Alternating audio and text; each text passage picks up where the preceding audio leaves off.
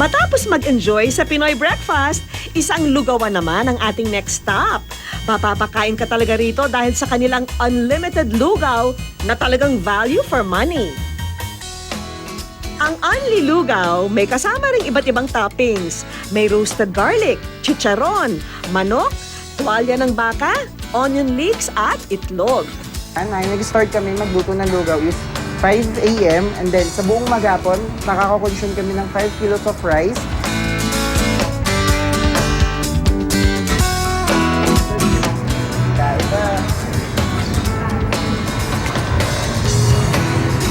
Kahit mainit siya, hindi mo na mapapansin. Sobrang sarap.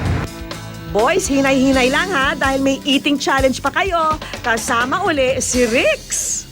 Welcome sa aming lugawan. At dahil unlimited ang aming lugaw, ipapa-experience namin sa inyo ang unlimited lugaw.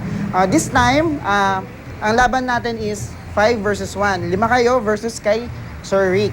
Ang mangyayari, paramihan ng mauubos na lugaw in 3 minutes. Okay? Ready? Set. Go!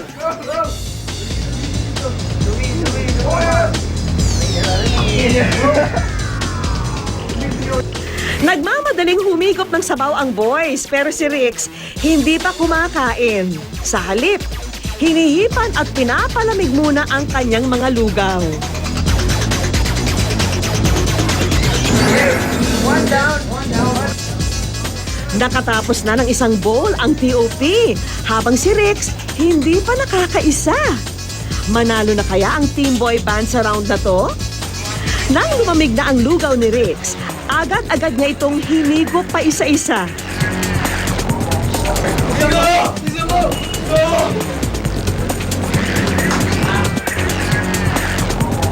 At wala pang isang minuto, naubos na niya ang 4 na mga bowl. Iba ka talaga, Rix! Okay, then after 3 minutes, bibilangin natin lahat ng bowl ng naubos nila. So sa POB, 1.5 bowl. And then si Rick, 1, 2, 3, 4. 4 bowl. So meaning to say, still unbeaten si Rick.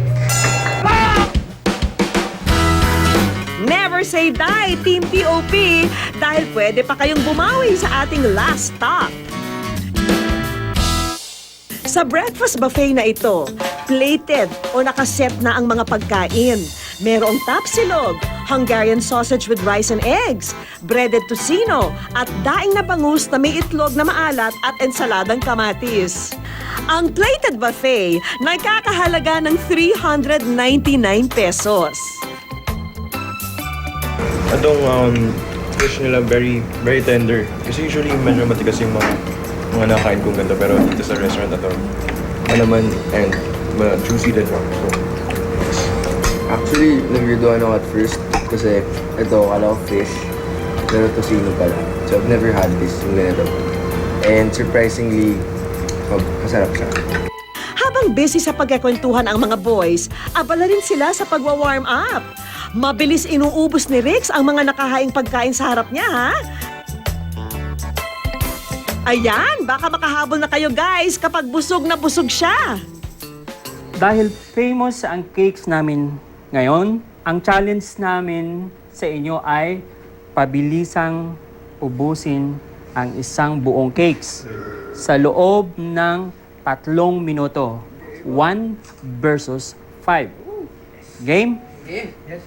round 3! Okay. Game na talaga. Start! Sabay-sabay tinira ng boys at ni Rix ang mga cake. Ang TOP nakatinidor pa habang kumakain. Samantalang si Rix, kinamay na ang kanyang cake. Sa bilis kumain ni Rix, hindi maiwasan ng boys na mapatingin na lang sa kanya.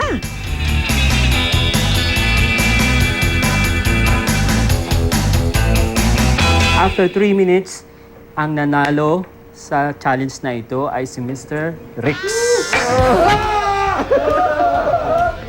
Pero ang TOP, hindi man nagwagi. Nag-enjoy naman sa kanilang food trip. Sa tuwing dinumulat ko ang aking mga mata, sadya nga bang ganito? Ang agahan Baka na nga raw ang most important meal of the day. Kaya sulitin ang bawat subo at nguya sa mga budget buffet breakfast na ito. At yak, hindi kayo magsisisi sa buong maghapon. Sana pagising ay ikaw lang